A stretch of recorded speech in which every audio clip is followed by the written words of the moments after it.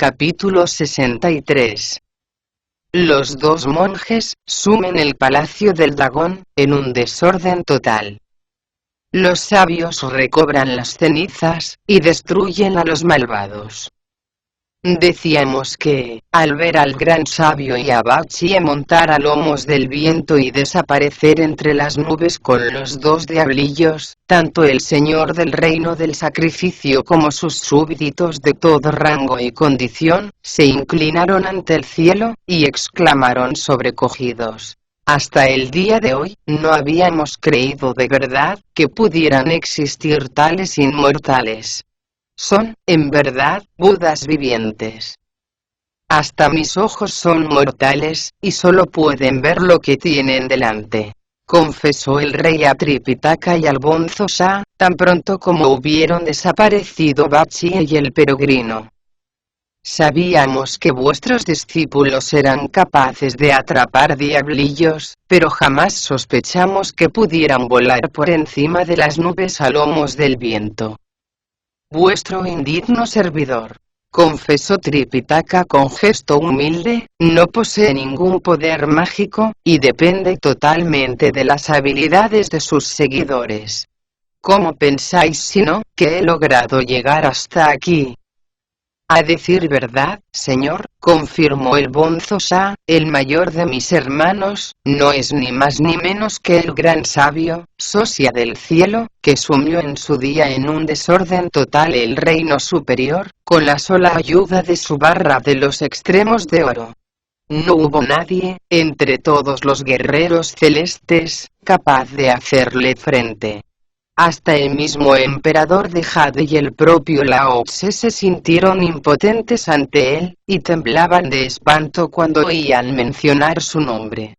Por lo que respecta al segundo de mis hermanos, os diré que no es otro que el mariscal de los juncales celestes, que se ha arrepentido de sus antiguos yerros y ha abrazado el sendero de la verdad. En sus tiempos llegó a tener bajo sus órdenes a un total de 80.000 marineros, que patrullaban sin cesar el río celeste.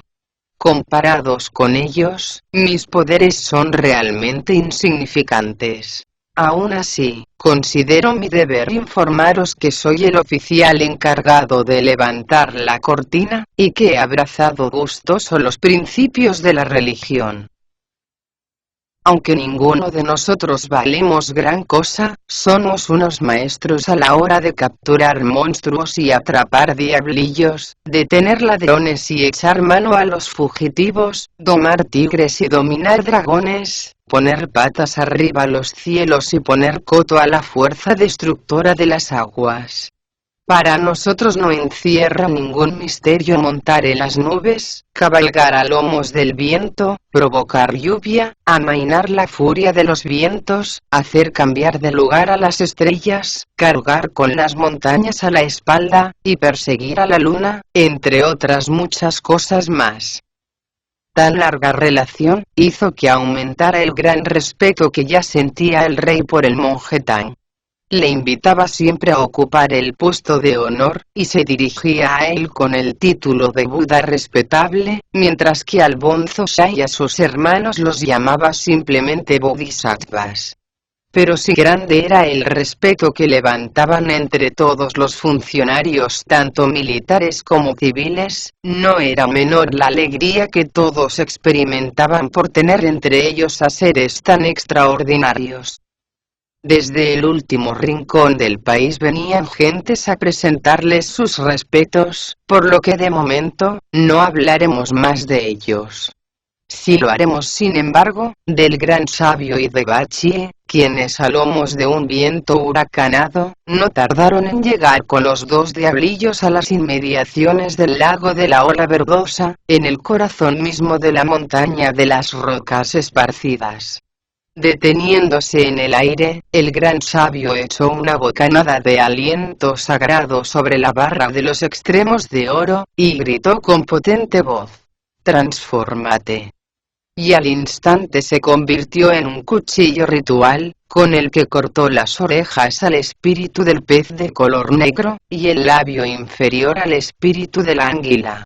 Los dejó caer a continuación en el agua, y dijo en tono burlón: «Id a informar de lo ocurrido al rey dragón de todos los espíritus.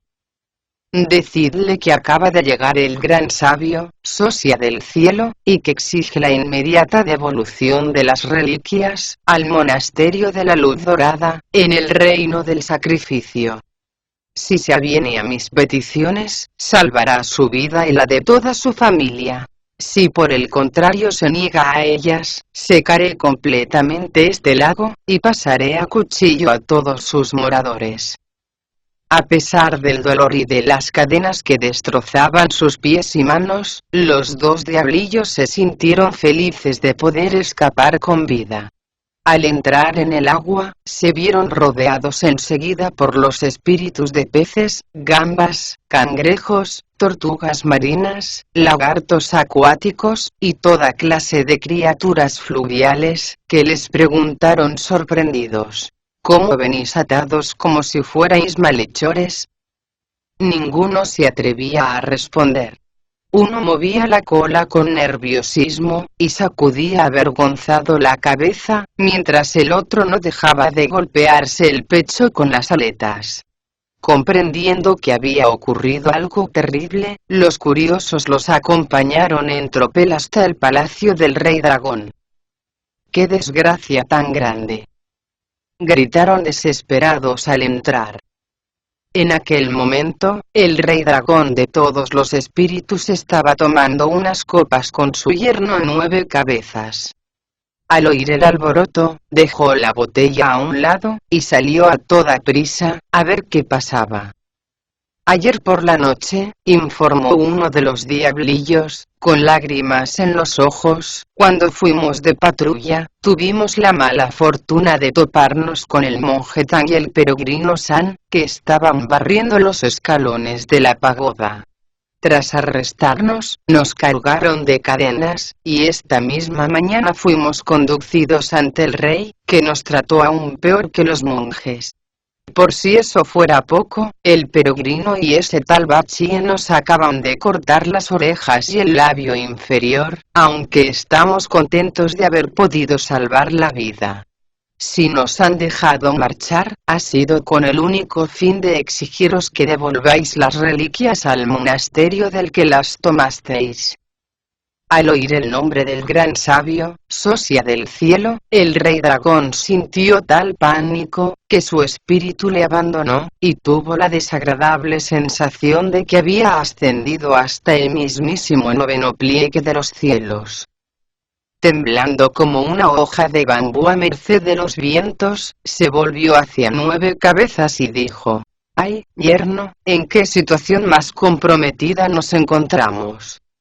No me hubiera importado enfrentarme a un ejército 10 veces superior al mío, pero ese es un contrincante demasiado poderoso para nosotros». «Tranquilizaos, por favor», replicó el yerno sonriendo. «Desde mi juventud me he dedicado a la práctica de las artes marciales, y he llegado a adquirir una cierta maestría en el manejo de las armas. Me he enfrentado, de hecho, con los luchadores más aguerridos de los 4 mares. ¿Por qué iba a tener miedo de un mono? Os aseguro que después de 3 asaltos, agachará la cabeza, derrotado, y no se atreverá ni a mirarme a los ojos». Los criados le ayudaron a ponerse la armadura, mientras él echaba mano del arma que le había hecho famoso, una espada terminada en una media luna.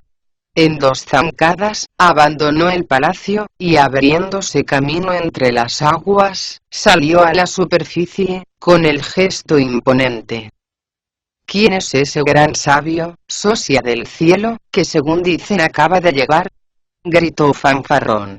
«Que venga aquí inmediatamente, y le enseñaré a dominar la lengua». Desde la orilla el peregrino y Bachie le observaron curiosos, y vieron que llevaba un yelmo tan brillante como la reverberación de la luz en la nieve, una coraza de acero, cuyos reflejos recordaban las escarchas otoñales, y una túnica de damasco con dibujos de nubes de colores y piezas de jade. Ceñía su cuerpo un cinturón hecho de piel de rinoceronte, que parecía una serpiente pitón, moteada de lunares de oro. La espada, terminada en una media luna, lanzaba rayos de luz, que se reflejaban en sus lustrosas botas de piel de cerdo, de las que se servía para hendir las aguas y caminar por encima de las olas. Desde lejos daba la impresión de que su cabeza era su rostro, cosa que desmentía de cerca su aspecto sorprendentemente humano. De todas formas, sus rasgos aparecían repetidos como si se reflejaran de continuo en un espejo. Para poder ver cuánto sucedía, en los 8 puntos cardinales, tenía ojos por delante y por detrás. Poseía igualmente un total de 9 bocas, 2 en cada lado, que le permitían hablar con una sonoridad tal, que hasta los planetas se enteraban de lo que decía, como si fuera el lamento de una garza. Por eso precisamente, se extrañó mucho de que nadie respondiera a su pregunta. ¿Quién es ese gran sabio, socia del cielo?, repitió malhumorado. El peregrino se ajustó la arandela que a manera de corona llevaba en la cabeza, y acariciando su barra de hierro, contestó: el mismísimo Rey Mono en persona. ¿Dónde moras actualmente, y en qué lugar naciste?, volvió a preguntar el monstruo. ¿Cómo es además, que te erigieras defensor del monasterio del reino del sacrificio y de su corrupto rey? ¿Tan fuerte te crees para deshonrar a 2 de mis capitanes de la forma como lo has hecho, y venir a retarme a la puerta misma de mi palacio? Monstruo ladrón, le insultó el peregrino. Así que no sabes quién es tu abuelito San, ¿eh? Acércate, que te lo voy a decir. Mi primera morada la establecí en la caverna de la cortina de agua, que se halla enclavada en el corazón mismo de la montaña de las flores y frutos. Desde mi juventud me dediqué al perfeccionamiento de mi cuerpo, logrando que el emperador de Jade me concediera el título de gran sabio, socia del cielo. No contento con eso, sumí el reino celeste en una total confusión, sin que ninguno de los guerreros que allí moran pudiera poner freno a mis correrías. Incapaces de castigarme con el rigor del que mis andanzas me habían hecho merecedor, solicitaron la ayuda de Buda, quien, valiéndose de la profundidad de su sabiduría, me hizo dar uno de los saltos a los que debo mi fama, y me atrapó con su santa mano, convertida inexplicablemente en una montaña. Bajo ella, estuve confinado 500 años. Aún seguiría allí, de no haber intervenido en mi favor la Bodhisattva Kuan Yin, el hermano del gran emperador de los Tang. El virtuoso Tripitaka se disponía a partir hacia la montaña del espíritu, en busca de escrituras sagradas, y se me ofreció la posibilidad de obtener la libertad, si me comprometía a protegerle durante el camino. Me he dedicado a ello con tanto ahínco, que no solo he alcanzado yo mismo la perfección, sino que he acabado con infinidad de diablillos y monstruos, para que otros se animen a seguir mi ejemplo.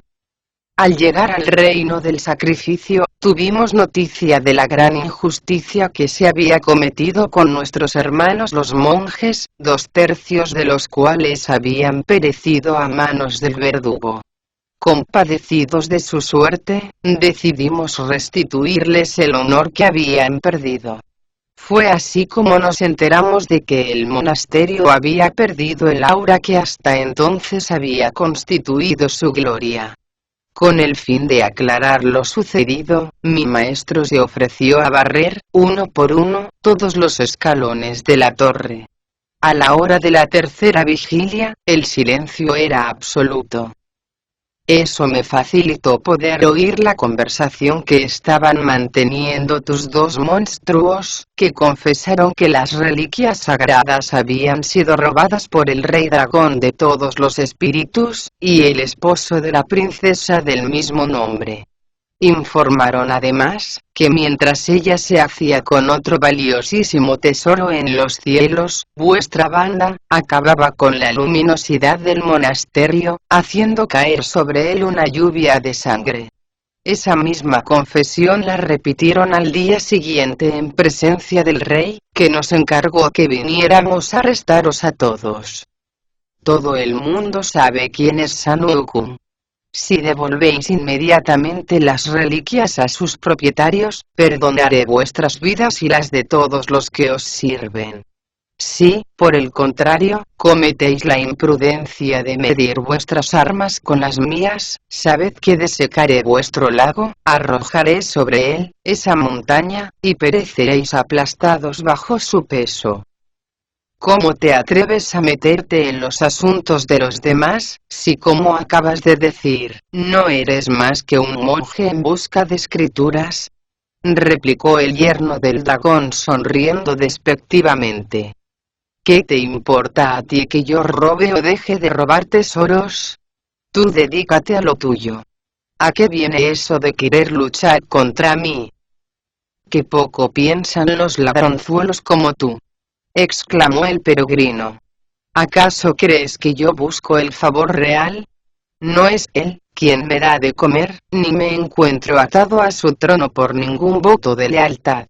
Al robar las reliquias sagradas, no solo privaste de su aura al monasterio de la Luz Dorada, sino que trajiste la desgracia sobre los monjes que lo atienden.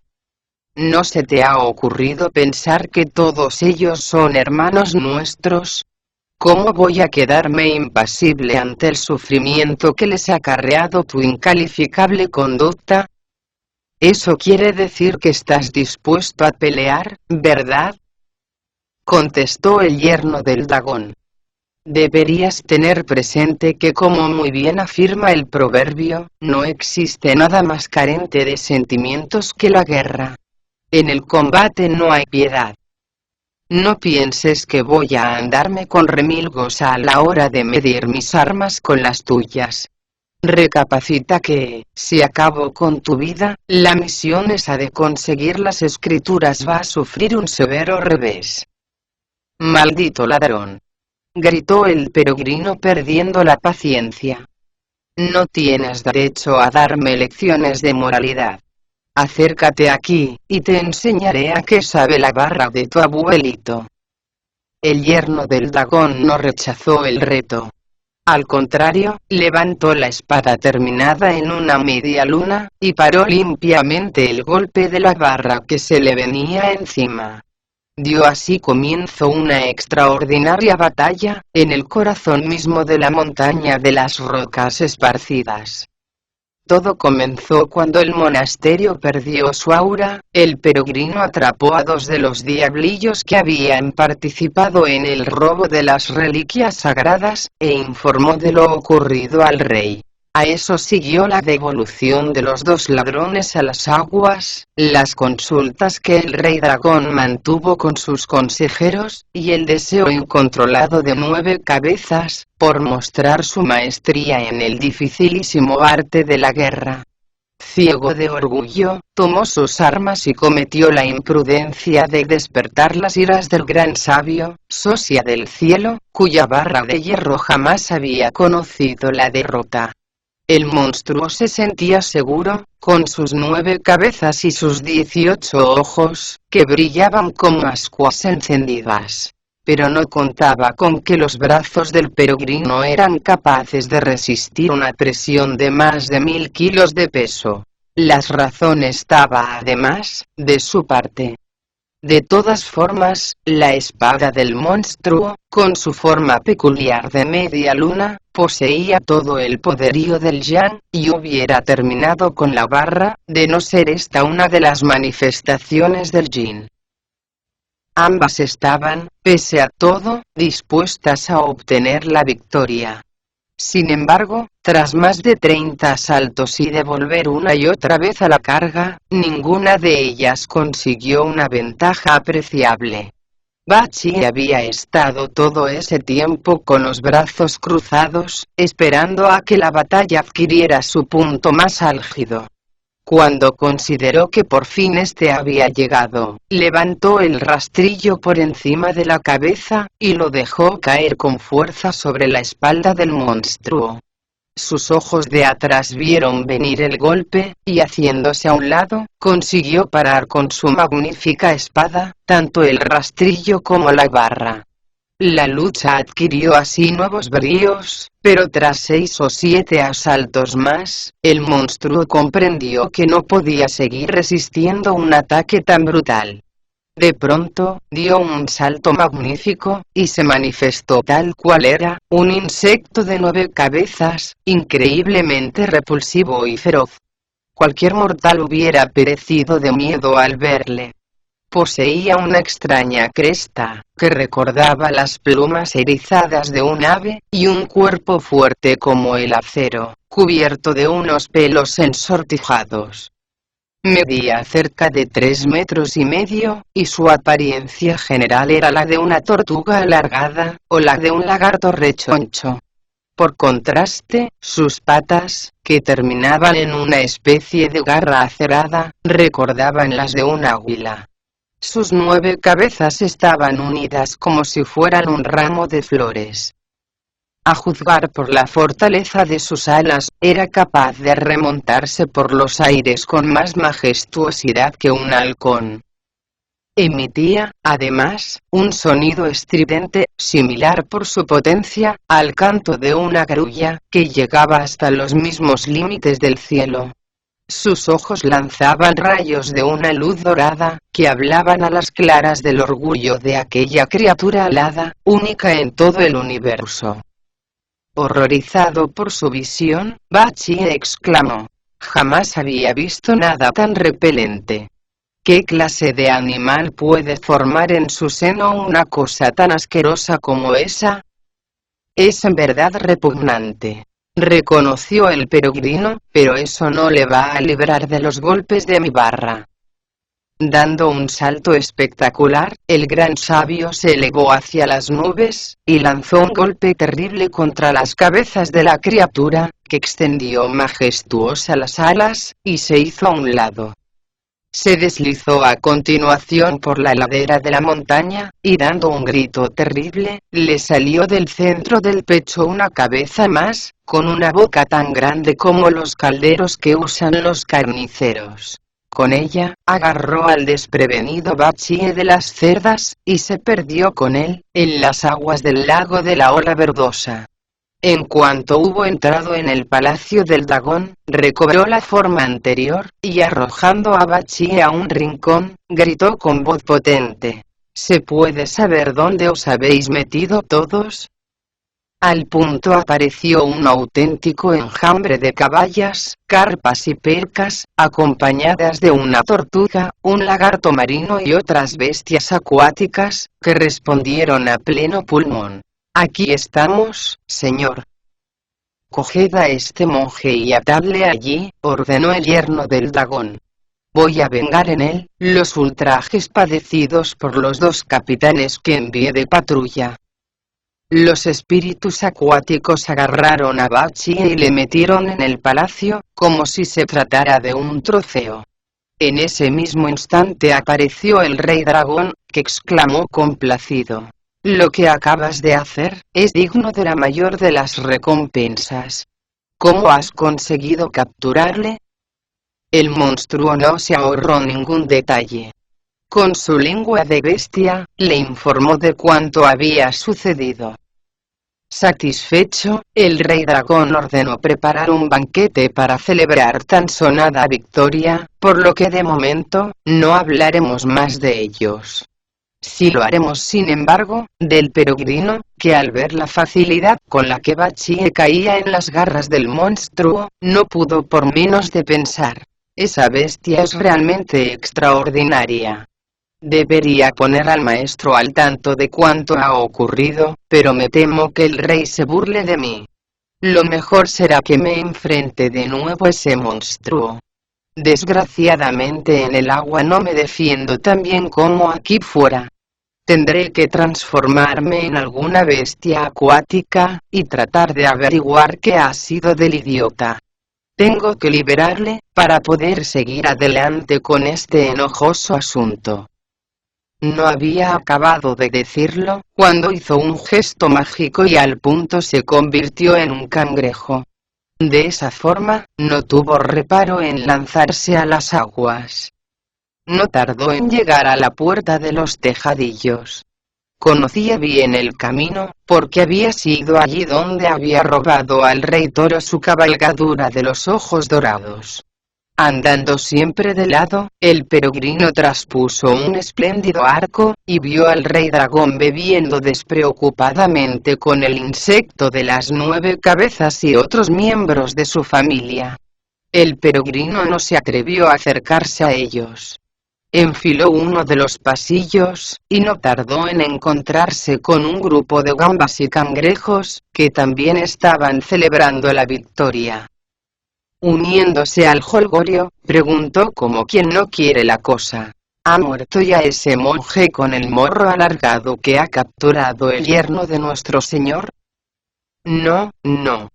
Aún no, respondió uno de los espíritus. Está atado en el pasillo que mira al oeste. ¿No oye sus gritos? El peregrino se arrastró hasta el lugar que le habían indicado, donde en efecto, vio al idiota atado a una columna, y lamentándose como si acabaran de arrancarle la piel del cuerpo. Acercándose a él, le preguntó muy bajito: ¿sabes quién soy, Bachie? ¿Qué podemos hacer?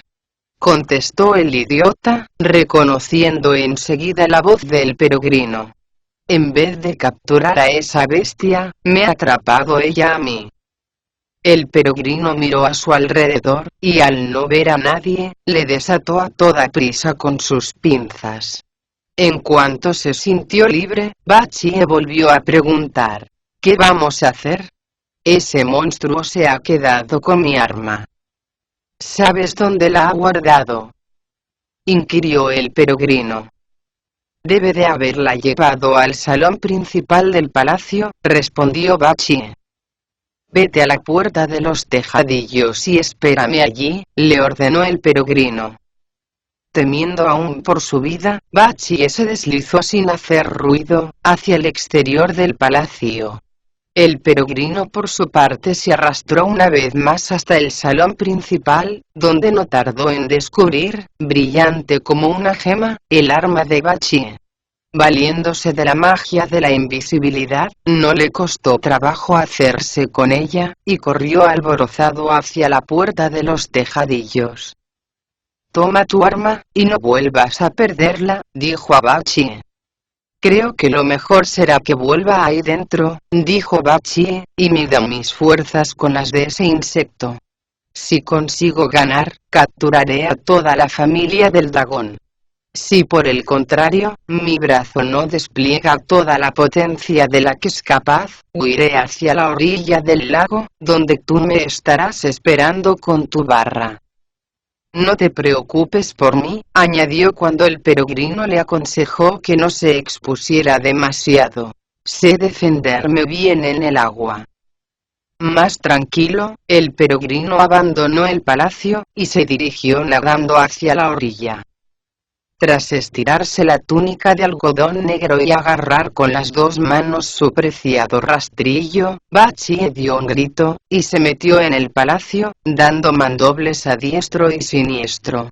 Los seres acuáticos que hacían la guardia, entraron en tropel en el salón principal, e informaron a su señor de lo ocurrido, diciendo: «¡Qué gran desgracia se ha abatido sobre nosotros!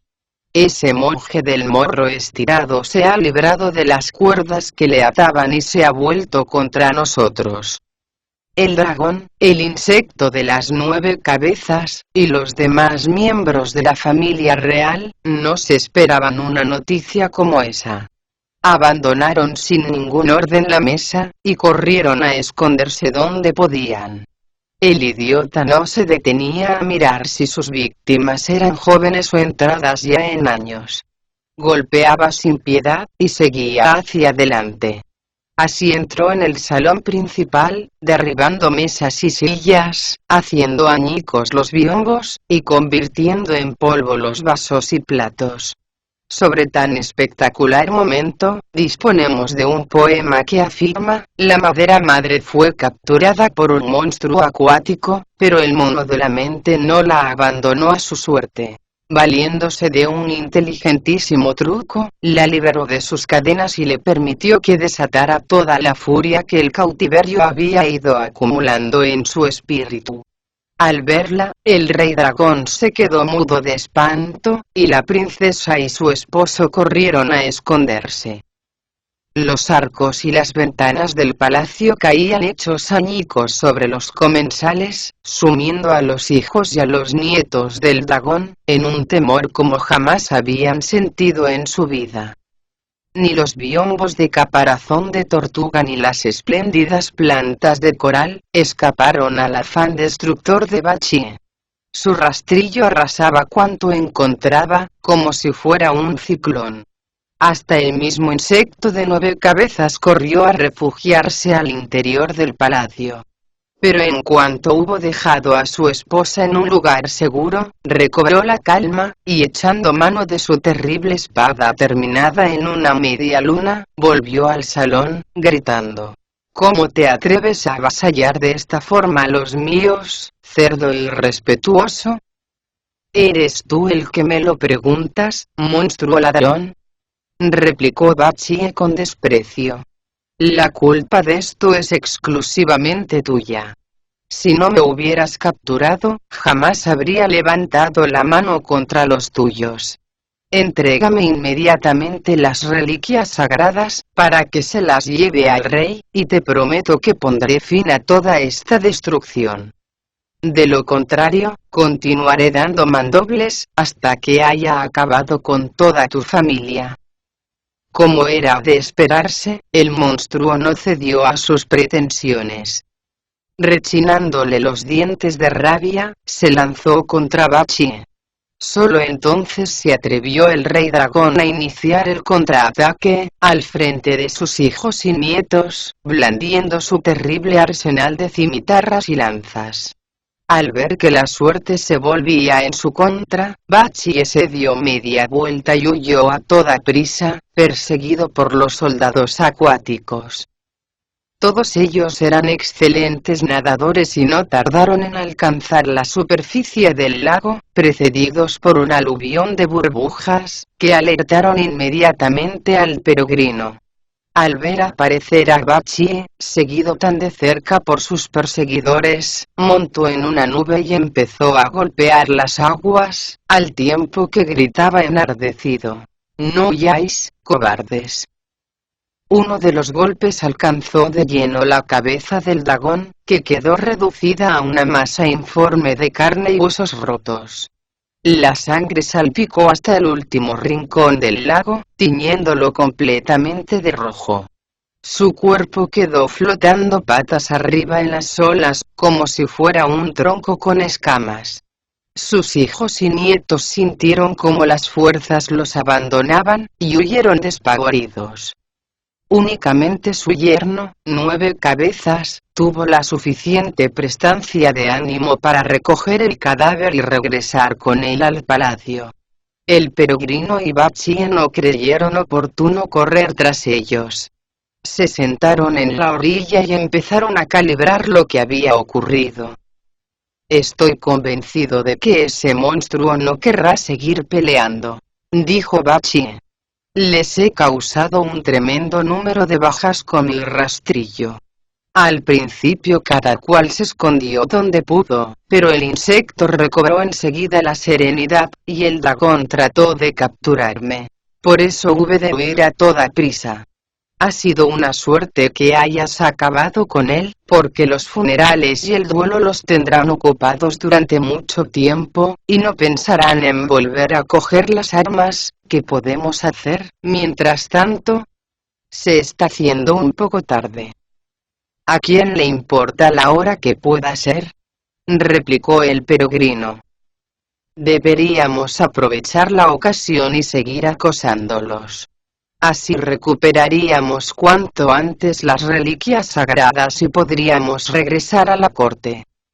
Pero el idiota se sentía un poco cansado, y cediendo a la holgazanería, empezó a dar toda clase de excusas para no seguir adelante con el plan del peregrino, que terminó diciendo: «Está bien. Si no quieres seguir luchando, no lo hagas. Solo te pido que los hagas salir del agua. Ya me encargaré yo de acabar con ellos». No había terminado de decirlo, cuando vieron una extensa masa de nubes negras desplazarse a lomos de un viento fortísimo en dirección este-sur. Sorprendido, el peregrino aguzó cuanto pudo la vista, y vio que se trataba del honorable sabio Erland y los otros 6 miembros de la Hermandad de la Montaña de los Ciruelos. Con ellos viajaba una jauría de mastines y una bandada de halcones, así como un nutrido grupo de criados portando en larguísimas pértigas los cuerpos muertos de zorros, ciervos, antílopes y otras piezas de caza. Todos ellos llevaban un arco colgando de la cintura, y una espada de afiladísima hoja en la mano. «Aunque no lo creas», dijo el peregrino señalando las cinéticas figuras que se movían a la velocidad del viento, «también yo estoy unido a ellos por un pacto de hermandad. Creo que deberíamos pedirles que nos ayuden a acabar con los monstruos de ahí abajo. No podremos disponer, después, de una oportunidad como esta». «No veo razón alguna para no hacerlo, si de verdad son tus hermanos», contestó Bachie. «El problema es que el mayor de ellos, el honorable sabio Erland, me derrotó en cierta ocasión y no me gustaría mostrarme grosero con él», confesó el peregrino. «Creo que deberías arrodillarte en el centro del camino de nubes, y decir: «Deteneos, inmortal. El gran sabio, Sosia del cielo, desea presentaros sus respetos». Estoy seguro de que no se atreverá a seguir adelante. No me será, entonces, difícil convencerle, para que una sus fuerzas a las nuestras. El idiota montó a toda prisa en una nube, y gritó con voz potente desde la cumbre de la montaña: «Aminorad, por favor, la marcha de vuestros corceles y vuestros carros. El gran sabio, Sosia del cielo, desea veros». «¿Dónde se encuentra nuestro querido hermano?», preguntó el inmortal, haciendo un gesto a sus acompañantes, para que se detuvieran. «Os espera en la ladera de esta montaña», respondió Bachie respetuoso. «Invitadle a venir aquí», ordenó el inmortal volviéndose hacia sus 6 acompañantes, que respondían a los nombres de Kan, Chang, Yao, Li, Kuo, y Chien. «San Wukong», gritaron descendiendo por la montaña, «nuestro hermano mayor desea verte». El peregrino corrió hacia ellos y, tras saludarlos con el respeto debido, se dirigió a la cumbre, donde fue acogido por el honorable Erland, con los brazos abiertos. «He oído decir», añadió tras las consabidas frases de saludo, «que se os había levantado el castigo, y que habíais aceptado la disciplina budista en la misma puerta de la ceniza. Os felicito por vuestra decisión, ya que no me cabe la menor duda de que acabaréis sentándoos sobre un loto». «Eso espero», contestó el peregrino. «Son muchas las pruebas de amistad que de vos he recibido, y es mi deseo corresponderos de la misma forma en el futuro. Aunque, como acabáis de decir, se me ha levantado el castigo y me encuentro ahora de camino hacia el oeste, no sé si algún día alcanzaré la perfección suficiente para sentarme sobre un loto. Las dificultades son muchas, y constantes los peligros. Si de hecho me encuentro ahora aquí, es con el fin de capturar a unos monstruos, que han robado unas reliquias sagradas a los monjes del reino del sacrificio. Por pura casualidad os hemos visto pasar, y se me ha ocurrido que quizás, podríais echarnos una mano. Eso sí, claro está, no tenéis nada mejor que hacer, y os lo permiten vuestras obligaciones. Por supuesto que sí, respondió Erlang sonriendo. Si he salido de caza, ha sido porque estaba un poco aburrido. Es todo un gesto de amistad que hayáis decidido solicitar nuestra colaboración en la empresa que ahora os traéis entre manos. Me halaga que hayáis detenido nuestra carrera. ¿Pero queréis explicarme qué tipo de monstruos habitan en esta comarca?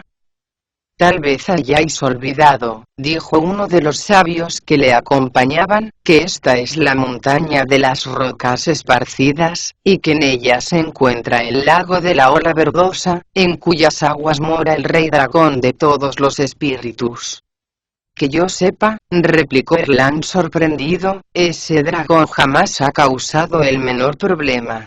¿Cómo es posible que haya robado las reliquias de un monasterio? Lo han hecho entre él y su yerno, un insecto de 9 cabezas, explicó el peregrino. Juntos dejaron caer sobre el reino del sacrificio una extraña lluvia de sangre, y de esa forma, pudieron hacerse con las cenizas sagradas que se conservaban en la torre del monasterio de la Luz Dorada. El rey pensó que todo había sido obra de los monjes, y los torturó despiadadamente hasta reducirlos a la tercera parte de su número original. Compadecido de su suerte, mi maestro se ofreció a barrer los escalones de la torre. Fue así como conseguí atrapar a 2 diablillos que habían salido de patrulla, y que al día siguiente hicieron una confesión completa en presencia del rey y de toda su corte. Su Majestad nos encargó que capturáramos al resto de los culpables. Ese es el motivo que nos trajo hasta aquí. En nuestro primer encuentro con ese monstruo de 9 cabezas casi logramos derrotarle, pero le creció una más, justamente en el centro del pecho, y consiguió llevarse prisionero a Bachie. Afortunadamente, valiéndome de mis poderes metamórficos, le rescaté antes de que le despellejaran vivo. Eso provocó una nueva escaramuza, en la que el viejo dragón encontró la muerte. Sus súbditos cargaron a toda prisa con su cadáver.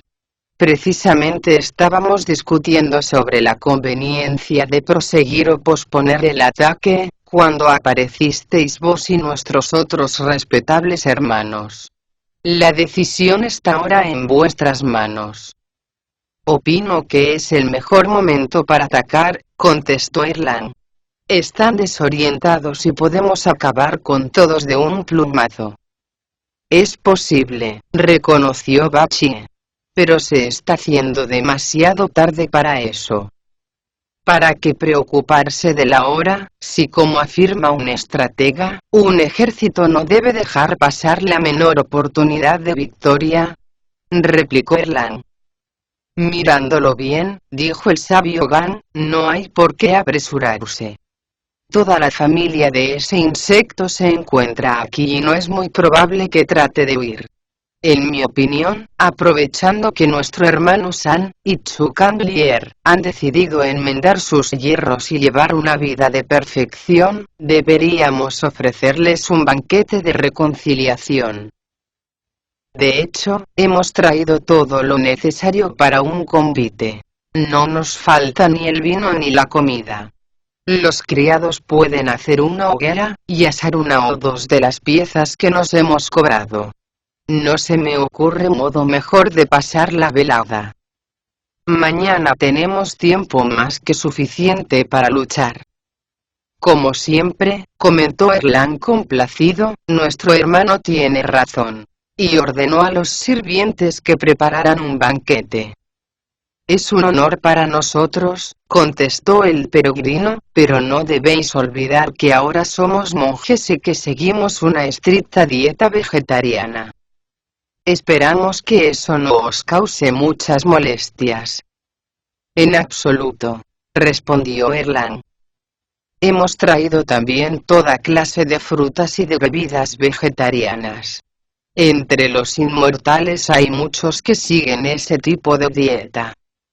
De esa forma, los hermanos brindaron por el cariño que los unía, bajo la luz serena de la luna y el parpadeo tímido de las estrellas, teniendo el cielo por tienda, y la tierra por lecho.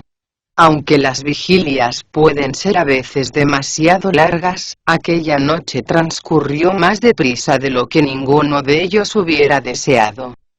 Pronto empezó a teñirse el oeste de una tímida luz dorada. El vino había despertado la valentía de Bachie, que poniéndose enseguida de pie, dijo: «Está a punto de amanecer. Creo que voy a sumergirme en las aguas a retar a ese monstruo». «No te fíes demasiado de él», le aconsejó Erlang. «Hazle salir del agua, y nosotros nos encargaremos de lo demás». «De acuerdo», dijo Bachie echándose a reír, y estirándose las ropas, cogió el rastrillo y se lanzó al lago, no sin antes recitar un conjuro para lograr la partición de las aguas. No le costó mucho trabajo llegar a la puerta de los tejadillos. Haciendo caso omiso de lo temprano de la hora, lanzó un grito feroz, y se metió en el palacio repartiendo golpes a diestro y siniestro. El hijo del dragón estaba velando el cadáver de su padre, vestido totalmente de traje, y llorando como una plañidera, mientras el yerno y uno de los nietos se encontraban en la parte de atrás, preparando el féretro.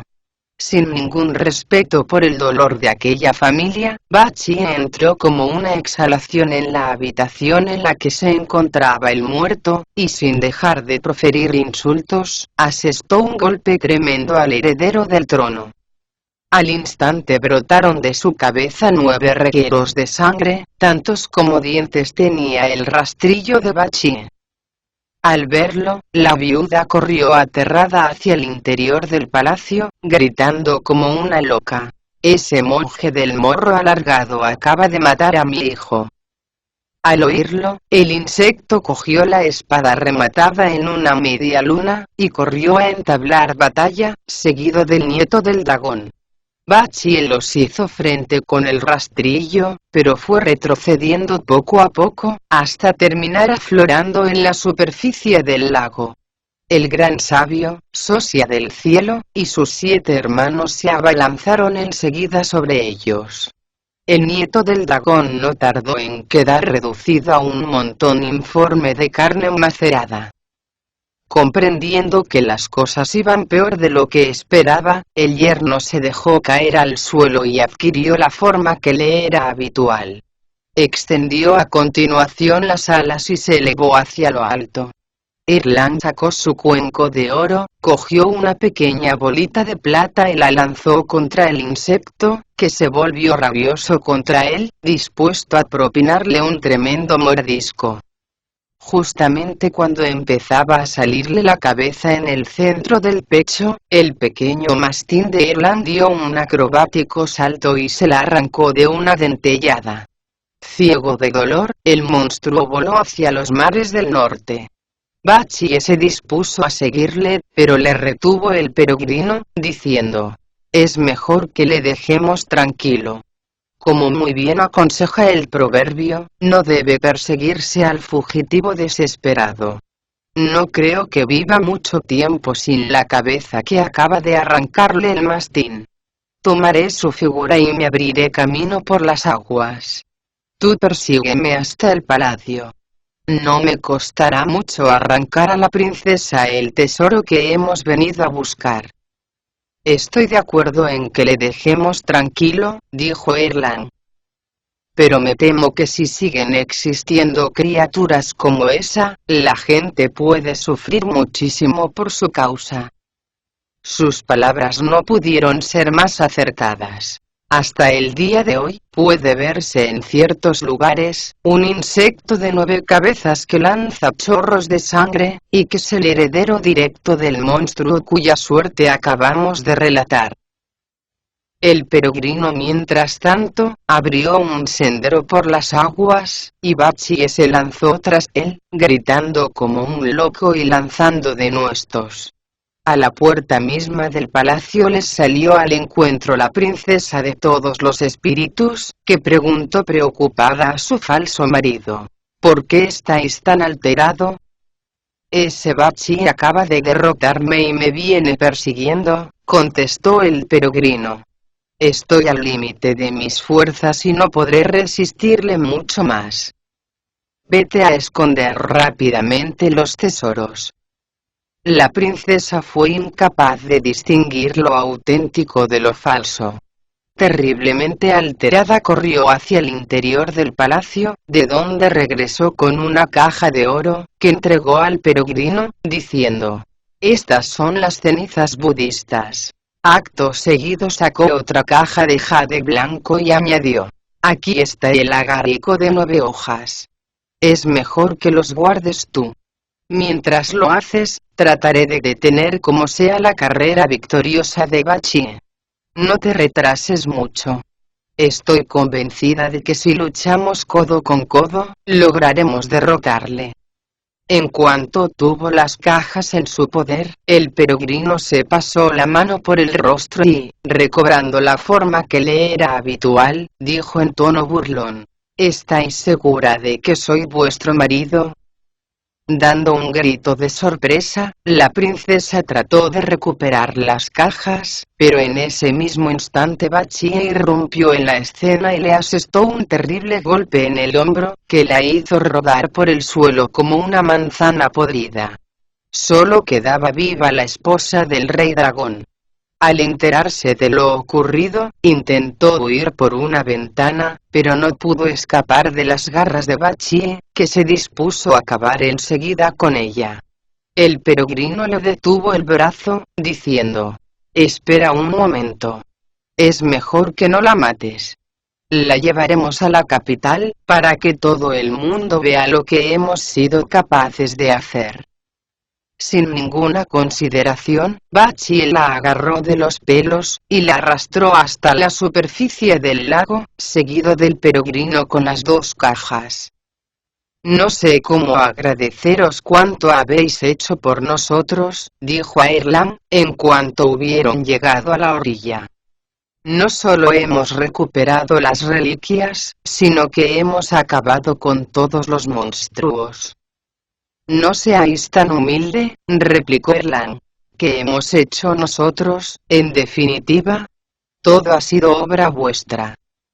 Si no hubierais acabado con el rey y no hubierais hecho uso de vuestros poderes metamórficos, aún estaríamos peleando. Puesto que nuestro hermano ha obtenido una resonante victoria, añadieron los inmortales que le acompañaban, aquí ya no hacemos nada. El peregrino no se cansaba de darles las gracias. Le hubiera gustado que le acompañaran a ver al rey, pero comprendió que no podía exigirles tanto. Los sabios prosiguieron pues, su camino hacia el río de las libaciones, mientras ellos cogían las cajas de los tesoros y se elevaban hacia lo alto. Bachi no soltó en ningún momento a la viuda del dragón. Montados en una nube, no tardaron en avistar el reino del sacrificio. Desde el momento mismo de su liberación, los monjes del monasterio de la Luz Dorada esperaban impacientes su regreso, apostados a las afueras de la ciudad. Al verlos bajar de la nube, corrieron a su encuentro con grandes muestras de júbilo, y los acompañaron al interior de la capital. El monje Tang se encontraba en aquellos momentos conversando con el rey. Armándose de valor, uno de los miembros de la comunidad del monasterio corrió a informar a su majestad de lo ocurrido, diciendo: acaban de regresar los honorables San y Chu, con las reliquias y uno de los ladrones. El rey abandonó a toda prisa el salón del trono, seguido de Tripitaka y el bonzo Sha. Juntos corrieron a dar la bienvenida a los recién llegados, a los que alabaron por la hazaña realizada. En agradecimiento, el rey ordenó que se les diera un espléndido banquete.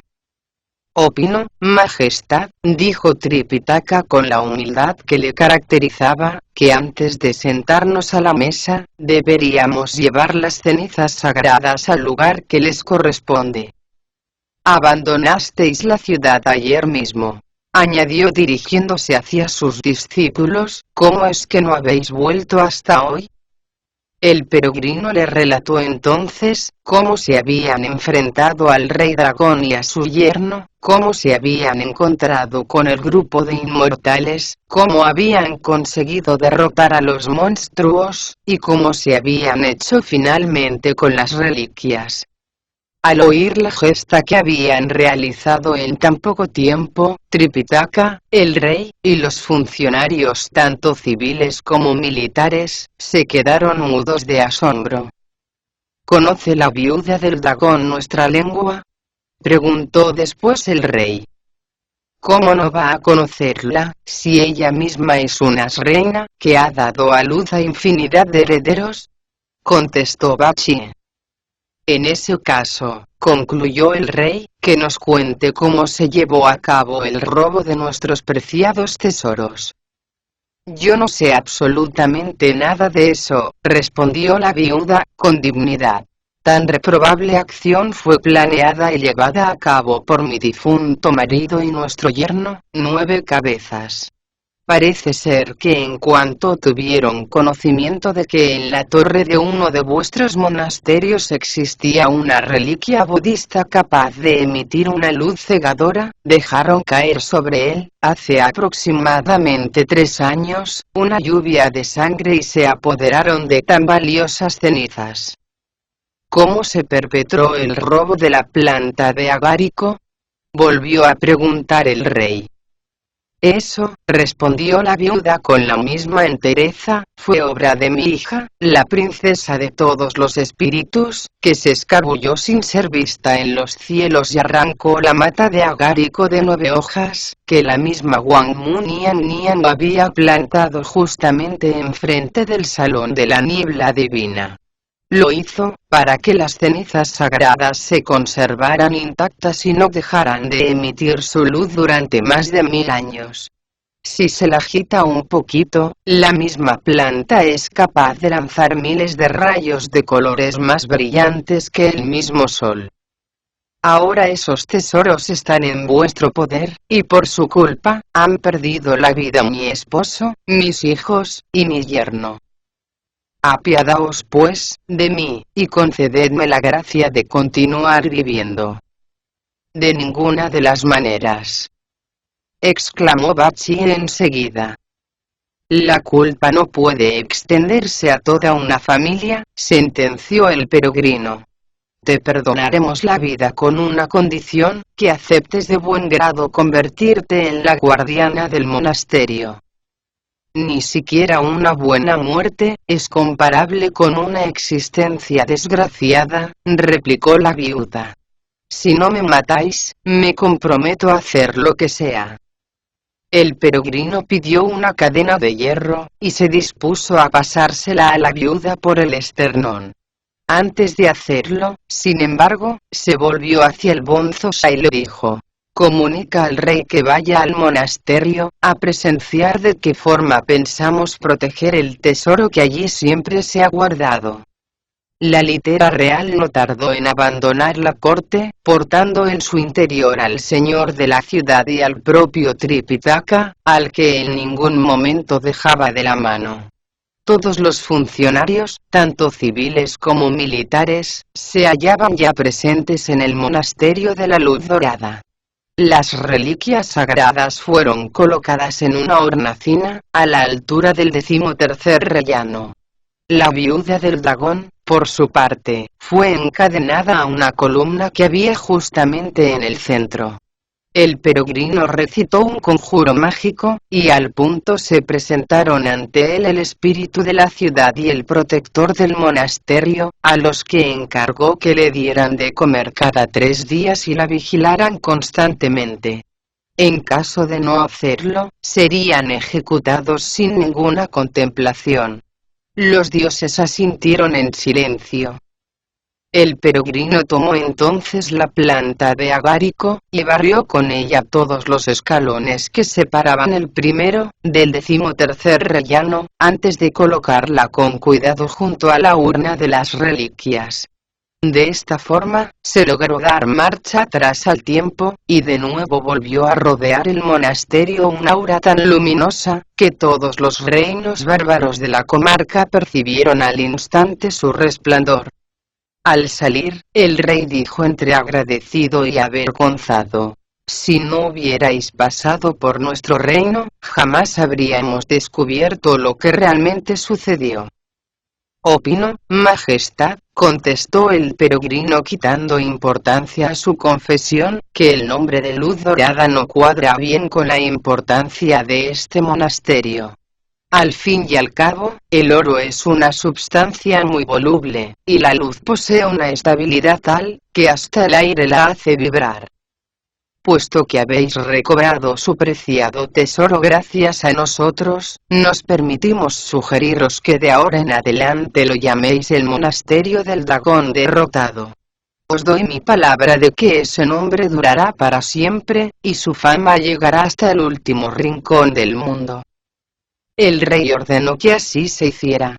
Los canteros reales labraron una placa en la que podía leerse: Monasterio del Dragón derrotado. Construido por expreso deseo de su majestad. Tras colgarlo de la puerta principal, dio comienzo un espléndido banquete de agradecimiento, que duró hasta bien entrada la noche. Antes de proseguir el viaje, el rey encargó el retrato de los 4 peregrinos, e hizo inscribir sus nombres en la torre de los 5 fénix. No contento con eso, salió a despedirlos a las afueras de la ciudad. Igualmente, les ofreció, como recompensa, grandes cantidades de jade y oro, que rechazaron con la debida cortesía. Para ellos era suficiente que los monstruos hubieran sido exterminados y se hubiera hecho justicia. ¿Qué mayor premio que ver brillar el aura que rodeaba el monasterio, y sentir que la luz se había extendido por toda la tierra? No sabemos de momento qué peligros los acechaban en el camino que aún les quedaba por recorrer. El que desee descubrirlos, tendrá que escuchar con atención las explicaciones que se ofrecen en el capítulo siguiente.